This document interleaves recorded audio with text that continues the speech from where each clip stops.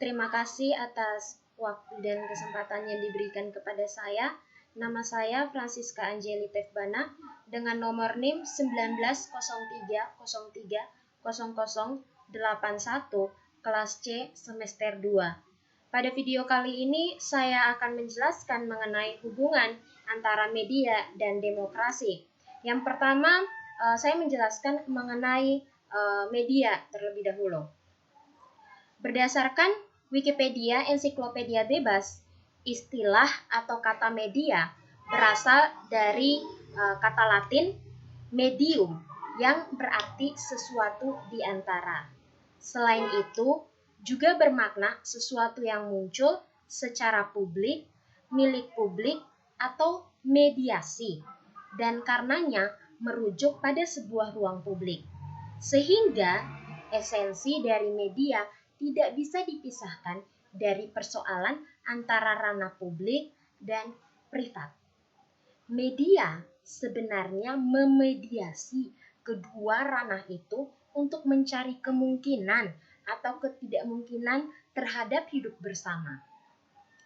Habermas mendefinisikan ranah publik sebagai sebuah kumpulan dari individu-individu yang secara privat mendiskusikan hal-hal terkait keprihatinan bersama, dan dengan kekuatan media, gagasan privat bisa menjadi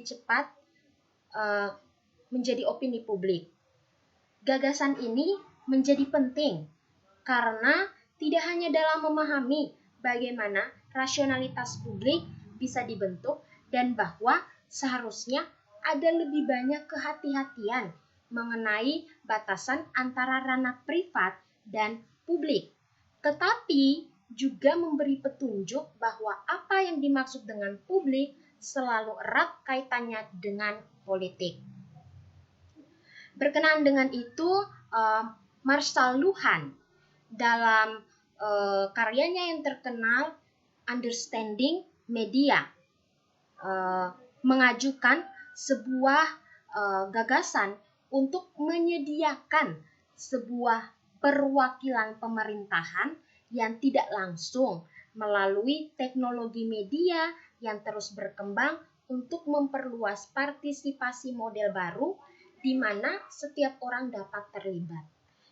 Ia menekankan pentingnya representasi pemerintahan secara tidak langsung karena hal-hal yang berkaitan dengan negara dan masyarakat secara keseluruhan terlalu banyak, terlalu rumit, dan terlalu samar untuk dipahami oleh warga.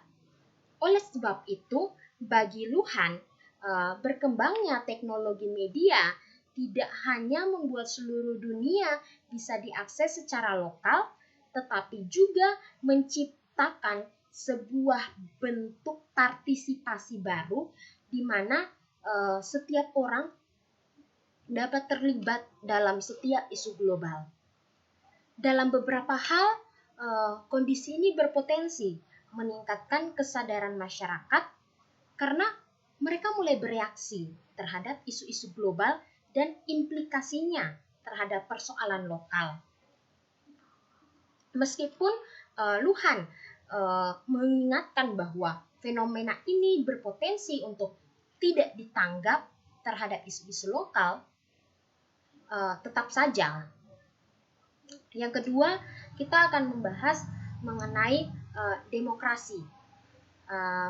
Demokrasi berasal dari bahasa Yunani, demokratia, yang berarti kekuasaan rakyat, terbentuk dari dua suku kata, yaitu demos yang berarti rakyat dan kratos yang berarti kekuatan atau kekuasaan.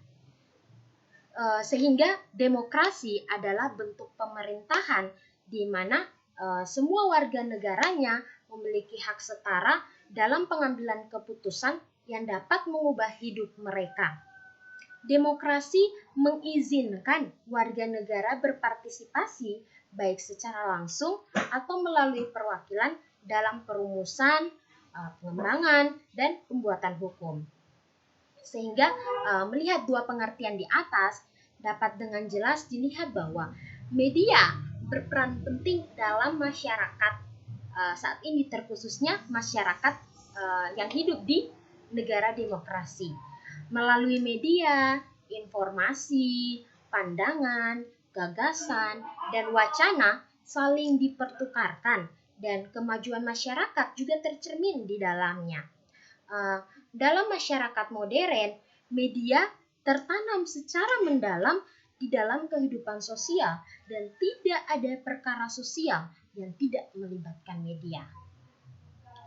Dalam kehidupan masyarakat yang demokratis juga, masyarakat selalu bersandar pada informasi yang mampu membuat masyarakat dapat menentukan pilihan-pilihan politisnya.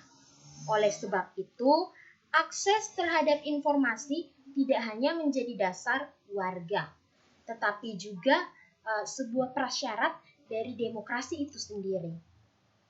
Ini berarti bahwa media menanggung tugas yang sangat penting dalam melindungi dan memberdayakan warga dalam pemenuhan hak dan mempertahankan karakter publiknya, serta menyediakan ruang bagi keterlibatan masyarakat. Melalui media, apa yang terjadi dalam lingkup lokal dapat menjadi global, begitu pula sebaliknya. Apa yang biasanya diterapkan di tingkat global, kini dapat diterapkan secara lokal, karena semuanya berkembang menjadi begitu cepat. Begitu pula apa yang terjadi pada demokrasi. Media dipuji sebagai pemenang dalam penyebaran demokrasi ke seluruh penjuru dunia. Pengaruh yang dimiliki media pada demokrasi merupakan salah satu aspek yang paling banyak diperdebatkan dari hubungan antara media dan politik. Bagi banyak pihak, berlakunya kebebasan pers adalah salah satu ciri penting dari pemerintahan yang demokratis. Pers yang bebas seperti media cetak, media elektronik, dan media internet yang bebas sensor dan tanpa campur tangan politik dan pemerintahan sekaligus yang dimiliki oleh swasta. Media secara tradisional itu dianggap mendukung demokrasi dalam dua cara penting, dengan mendorong debat politik dan keterlibatan politik, dengan bertindak sebagai pengawas politik untuk mengawasi jalannya penyalahgunaan kekuasaan. Hadirnya media sebagai pengawas agar dapat mengawasi setiap gerak-gerik para penguasa agar tidak menyalahgunakan kekuasaan yang dimilikinya. Namun tetap saja sampai hari ini beberapa media malah menyembunyikan kesalahan para penguasa karena beberapa media telah dipegang oleh kaum elit yang berpihak juga kepada penguasa, dan tidak jarang media saat ini dimiliki oleh para penguasa untuk menutupi setiap kesalahan yang ada. Media sudah kehilangan otoritasnya sebagai ruang publik karena media tidak mampu lagi untuk menyediakan ruang agar masyarakat dapat melihat setiap aktivitas dan gejala apa saja yang berkaitan dengan segala hal dalam suatu negara. Sebab yang dulunya tujuan dari media adalah untuk menyediakan ruang publik di mana masyarakat dapat berinteraksi dan terlibat secara leluasa, sekarang menjadi tidak mendapatkan ruangan tersebut. Padahal seharusnya dengan media ada kebaikan yang tercermin dari apa yang ada dalam ruang publik. Dengan demikian, media dapat dikatakan agen-agen politik. Media selain itu, dia juga bisa memberikan kepada masyarakat kesempatan untuk menyaksikan politik, ya kan? Mungkin dengan wawancara-wawancara dengan para politisi atau lain sebagainya. Media memberikan forum bagi ekspresi dan berbagai sudut pandang dan opini yang lebih beragam dan luas yang disediakan di dalam lembaga-lembaga perwakilan yang tersusun dari para politikus terpilih.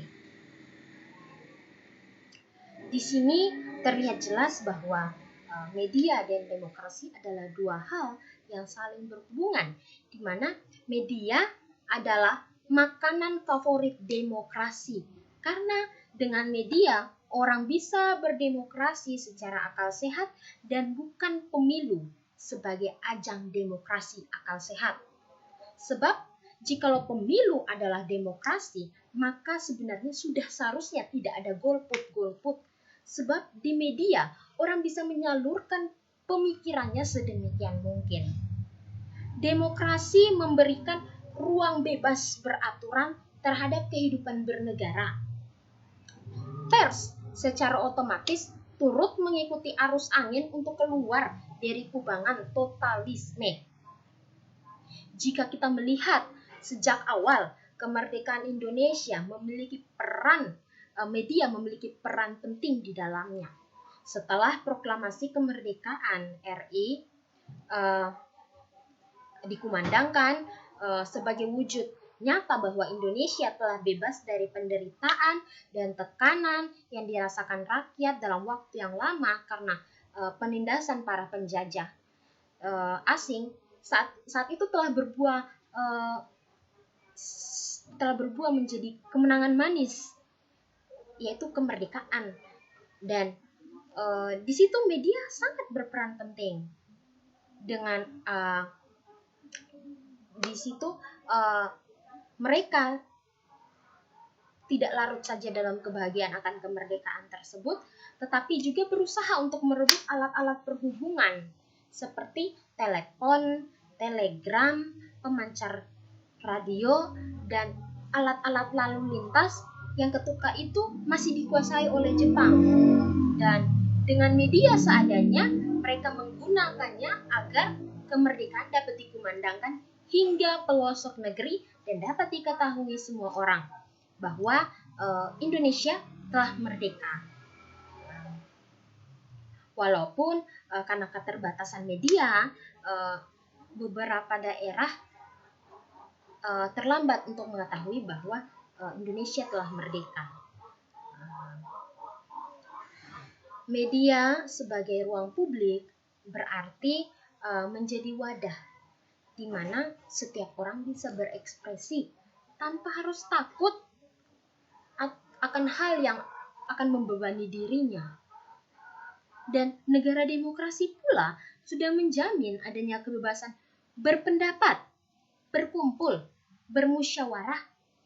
Dan di sini media turut andil di dalamnya dengan menyoroti setiap pendapat yang ada di dalam musyawarah. Media harus memberikan ruang sebebas-bebasnya dan juga mencari hingga titik terdalam untuk menemukan titik terang dari permusyawarahan itu. Selain itu, media harus menjadi ruang di mana masyarakat dapat mengkritisi jalannya mekanisme demokrasi. Kita tahu jelas bahwa demokrasi saat ini mulai berada di ujung tombak.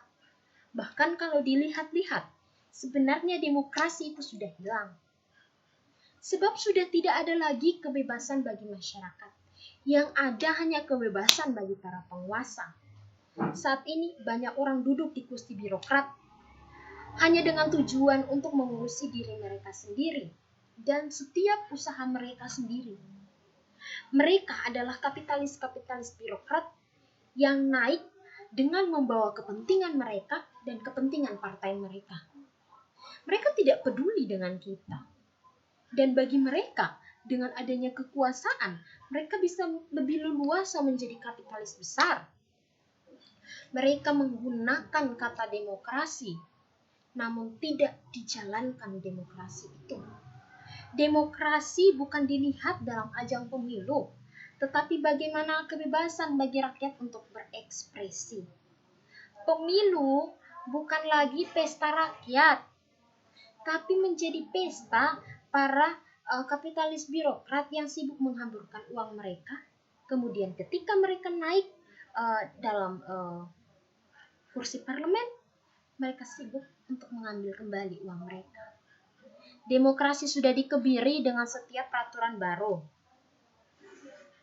Untuk itu, media harus mampu menjadi ruang publik yang tidak sekedar menjadi wadah penyiaran kebaikan pemerintahan semata. Memang, walaupun dalam demokrasi dibebaskan untuk memberikan kritikan melalui media, namun ingat, sudah seharusnya untuk tidak menggunakan bahasa yang tidak sopan, atau mungkin dengan caci maki, dan lain sebagainya dalam penyampaian. Sebab itu melanggar kode etik dan menjadi tidak etis lagi. Karena media telah menjadi ruang publik, sebagai pengguna, sudah sebaiknya kita selektif dalam memilah setiap kata dan setiap berita yang muncul. Sebab saat ini, fiktif dan fakta sudah sulit untuk dibedakan. Dan dengan adanya media, rakyat tentunya akan disuguhkan dengan berbagai informasi. Mungkin salah satunya adalah mengenai pertumbuhan ekonomi, jalannya pembangunan, dan lain sebagainya. Dan tanpa peran media, rakyat akan buta informasi. Tidak ada informasi yang masuk kepada masyarakat tanpa media. Dan karena demokrasi terbuka, berarti harus benar-benar terdapat transparansi, bukan, kepada masyarakat, terlebih mengenai ekonomi sendiri. Rakyat harus tahu betapa besar jumlah pengeluaran dan berapa banyak pemasukan dari setiap sektor kepada negara dalam hitungan per tahun. Negara harus mentransparansikan semuanya secara jelas dan teratur. Bahkan dengan utang negara, sebenarnya itu digunakan untuk apa saja. Di tengah pandemi saat ini, media memberikan kabar bahwa utang negara bertambah dan menjadi 6,316 triliun. Padahal kalau dilihat, masker dan hand sanitizer saja tidak dibagikan secara gratis kepada masyarakat yang ada. Pangan saja, sembako saja meningkat. Lalu, mengapa utang negara bisa bertambah? Sudah seharusnya media mencari dan memberitakan kepada masyarakat. Pemerintah pula harus mentransparansikan keuangan kepada publik agar publik tidak sekedar menduga-menduga untuk apa keuangan tersebut digunakan. Sebab berbicara mengenai ekonomi, uang, dan sebagainya, semua orang menjadi sensitif. Ekonomi Indonesia dikabarkan sedang anjlok karena naiknya dolar. Sebenarnya harus dipaparkan seperti apa ekonomi yang babak belur itu ketika dolar naik. Karena semua berita masih terlalu abstrak. Media saat ini kurang mengabarkan seperti apa ekonomi Indonesia. Tetapi media akhir-akhir ini lebih mementingkan untuk mengabarkan tentang dugaan artis, kematian kucing, komentar-komentar yang seharusnya tidak diperlukan. Beberapa media mungkin sudah mulai bergerak untuk mencari kebenaran dengan memunculkan berita-berita seperti permasalahan yang dialami oleh rakyat. Masalah pemerintahan yang cenderung tidak nyambung dan menjadi privatisasi. Usulan yang membingungkan dari para aparat birokrat dan berita lainnya. Namun, media yang lain belum berani untuk mencoba mencari kebenaran. Karena itu, para jurnalis dibungkam untuk menulis kebenaran yang ada. Untuk itu, media harus lebih berani membongkar setiap kedok negara. Dan agar agar setiap orang dapat mengetahui kebenaran yang ada.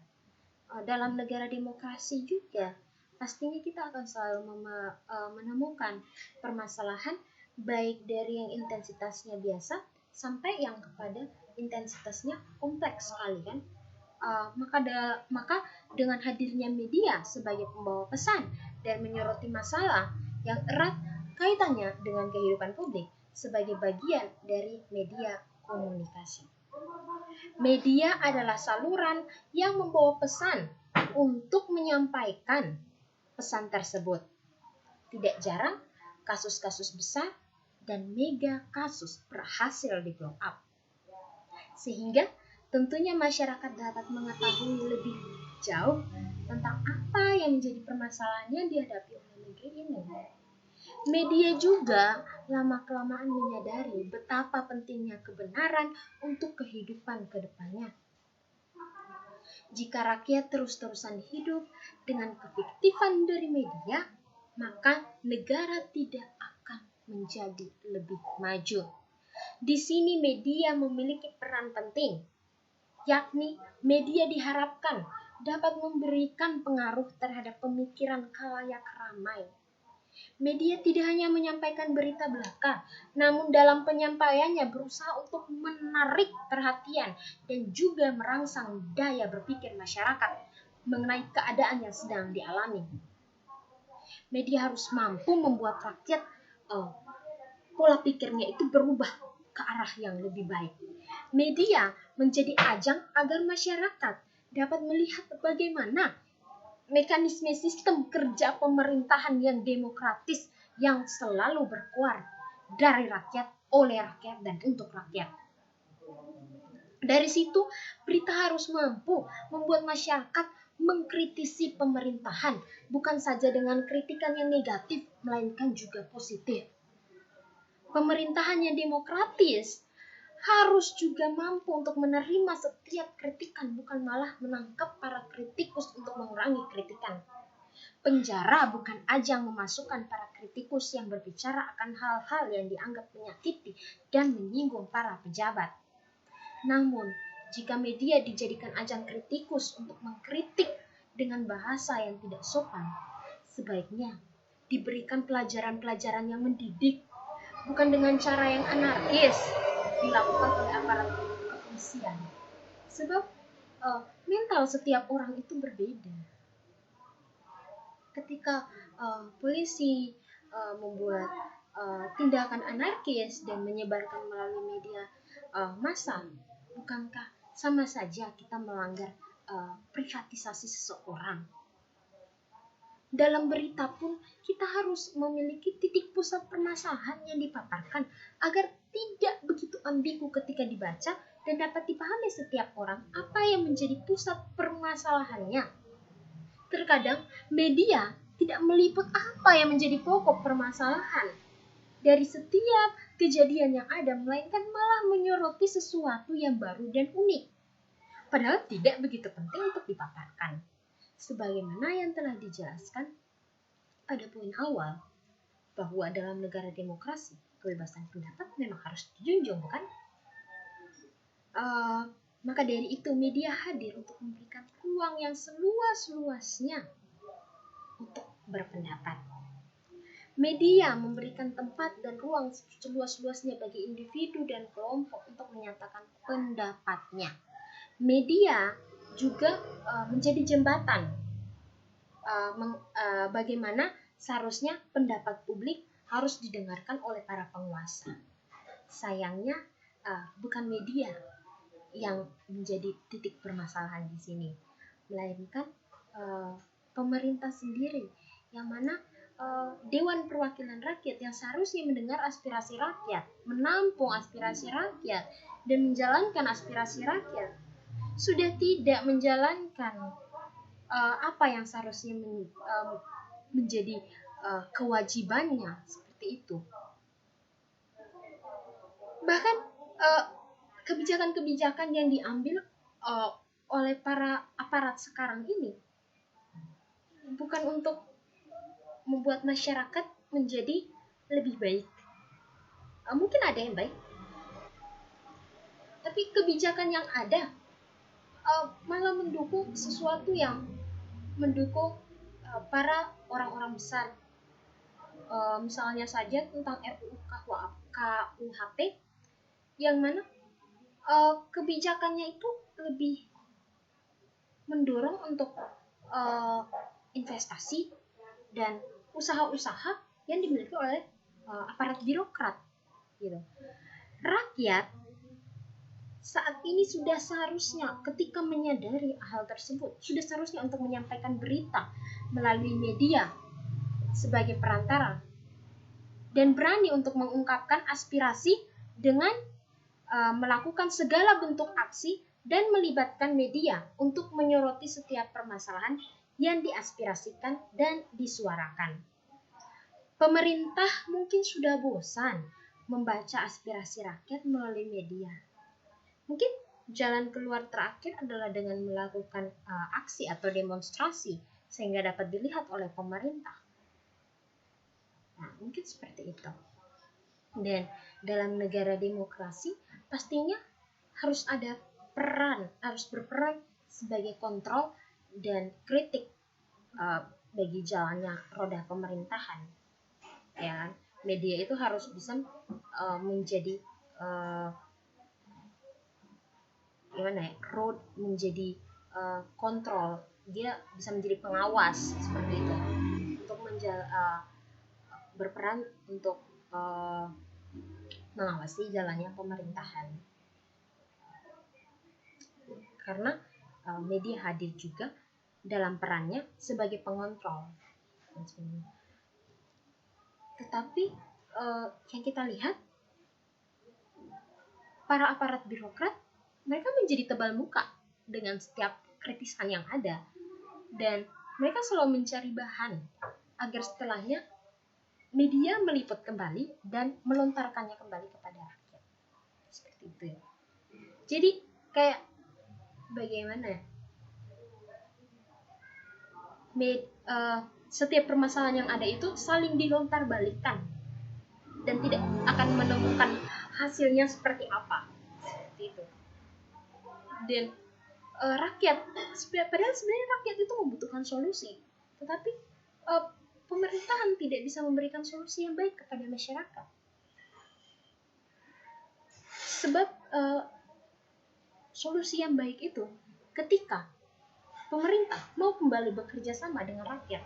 Sayangnya, pemerintah selalu mengambil solusi yang tidak ditawarkan oleh masyarakat, padahal solusi ini negara demokrasi, tetapi malah mengambil solusi yang ditawarkan oleh global yang belum tentu cocok dengan keadaan masyarakat di negara tersebut. Mereka memang wakil rakyat, namun bukan berarti kebijakan yang diambil tidak diketahui oleh rakyat. Mengenai media sebagai kontrol, sudah harus bisa dipastikan bahwa media harus berani untuk membongkar kedok pemerintahan. Inilah peran media yang harusnya dilakukan secara objektif. Media harus melihat secara objektif, bukan lagi subjektif. Semuanya murni dengan fakta, dan sudah seharusnya media lebih menggiatkan hal tersebut. Terlebih lagi, budaya dan demokrasi sudah seperti identitas bagi bangsa ini. Sebagai penyebab terjadinya konflik dalam komunikasi. Ya kan? Media juga dia membawa hal-hal baru dalam kebudayaan sebagai penyebab dari globalisasi kan. Oleh sebab itu, meskipun terjadi perubahan budaya, namun diharapkan dengan kehadiran media, maka perubahan tersebut bernilai positif. Tidak hanya bernilai negatif saja, tapi bisa bernilai positif juga, seperti itu. Dan juga budaya yang masuk itu kita kan bisa juga menyeleksi. budaya itu warisan yang diturun-temurunkan dari satu orang ke orang yang lain ya. Namun jika media membawa masuk budaya baru, diharapkan untuk tidak menghilangkan budaya asli. Mungkin manusia bisa lekang oleh waktu kan, tetapi media dengan rekaman jejak digitalnya pasti akan tetap menyimpan setiap kebudayaan yang ada gitu. Jadi walaupun pikiran manusia sudah hilang, kebudayaan manusia bisa hilang, tidak menutup kemungkinan akan ada lagi ketika media membawa masuk kebudayaan tersebut karena rekaman jejak digitalnya. Dan media juga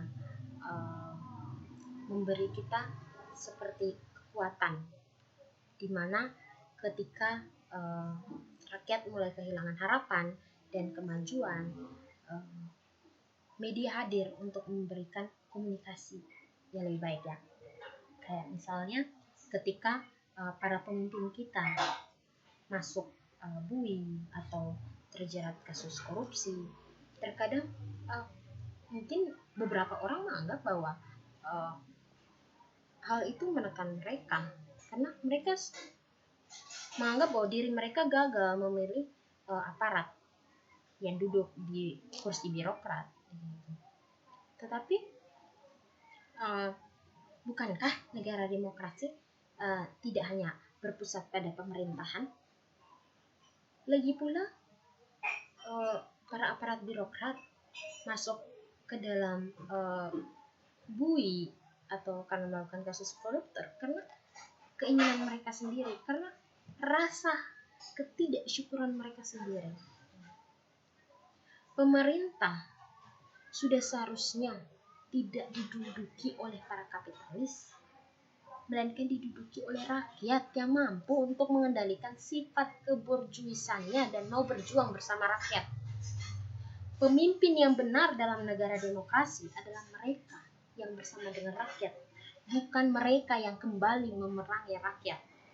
Rakyat sudah seharusnya tidak perlu khawatir dengan apa yang terjadi dengan aparat pemerintah saat ini. Kita hanya, bukan berarti kita melepas tanggung jawab seperti itu saja, tapi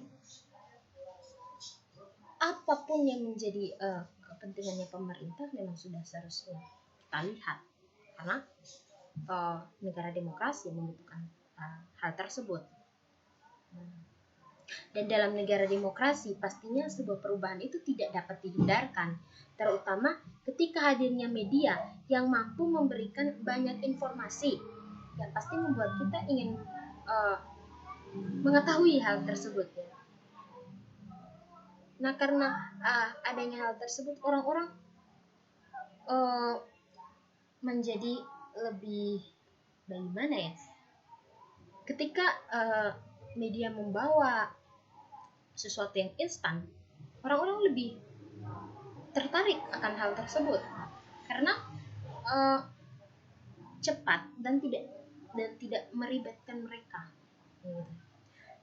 Dan semua hal-hal baru yang menggiurkan kemudian diterima oleh masyarakat dan menjadi bahan baru yang lama-kelamaan menetap dan menjadi kebiasaan. Gaya hidup masyarakat yang awalnya lebih solidaritas, kemudian mulai berubah menjadi cenderung egois dan lebih kompetitif lagi kan. Bahkan dalam proses untuk mendapatkan hal-hal yang menggiurkan tersebut, orang-orang menggunakan cara-cara instan agar lebih cepat. Mungkin bagi sebagian orang, dengan adanya media sebagai perubahan gaya hidup dapat membuat mereka lebih terbuka dan bisa mendatangkan hal-hal positif. Namun, tidak semua perubahan gaya hidup itu positif.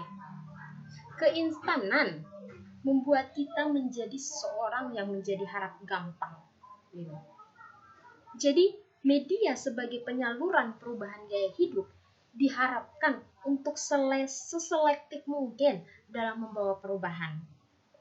Gaya hidup tidak hanya dilakukan saat ini saja dan berdampak saat ini saja kan, tapi juga bisa berdampak di kemudian hari. Namun tidak menutup kemungkinan media mampu mendatangkan gaya hidup bagi orang-orang dengan adanya kemudahan yang diakses untuk mendapatkan keuntungannya. Selain untuk gaya hidup juga, media itu memberi kita keuntungan. Ya, saat ini misalnya dengan online shop dan lain sebagainya, orang-orang bisa bertransaksi, orang-orang bisa mendapatkan keuntungan, dan orang-orang juga bisa lebih mudah tanpa harus keluar rumah kan. Nah, selain itu media juga memberikan pendidikan kepada masyarakat. Namun pada faktanya bahwa masyarakat belum sedewasa itu untuk menyikapi hal-hal yang datangkan dari individu. Manusia tetaplah terkadang menjadi individu yang egois, yang tidak heran lagi sering memaksakan kehendak dalam kehidupan bersama. Ya, manusia tetap bisa menjadi makhluk yang egois. Ya. Dan mungkin HAM bisa menjamin hak kepemilikan atas individu, namun jika dilihat banyak yang dilanggar. Ya kan? Media juga memberikan kita kebebasan untuk melakukan apa saja, seperti itu. Dan terkadang kebebasan yang diberikan oleh media menjadi kesalahan kita, terlebih ketika dalam pemilu. Kenapa? Kadang kesalahan itu bisa menjadi cikal bakal bagi para kapitalis untuk menjadi kapitalis besar. Karena suara rakyat itu dihargai dengan uang. Padahal uang tidak bernilai apapun, tidak seharga dengan suara kita. Karena banyaknya hal seperti itu yang terjadi, maka hak demokrasi seseorang itu dihargai dengan uang. Karena ini media hadir untuk mendidik masyarakat bahwa bukan dengan uang. Suara kita itu untuk bagi bagi para birokrat ke depannya bukan dengan uang. Suara kita jauh lebih mahal dari uang. Ya. Dengan menyadari ini, maka media harus menjunjung tinggi akan kejujuran, kredibilitas, objektivitas, serta integrasi, dan jauh dari campur tangan kepentingan kelompok. Media harus independen dan berimbang. Sekian dari saya, terima kasih.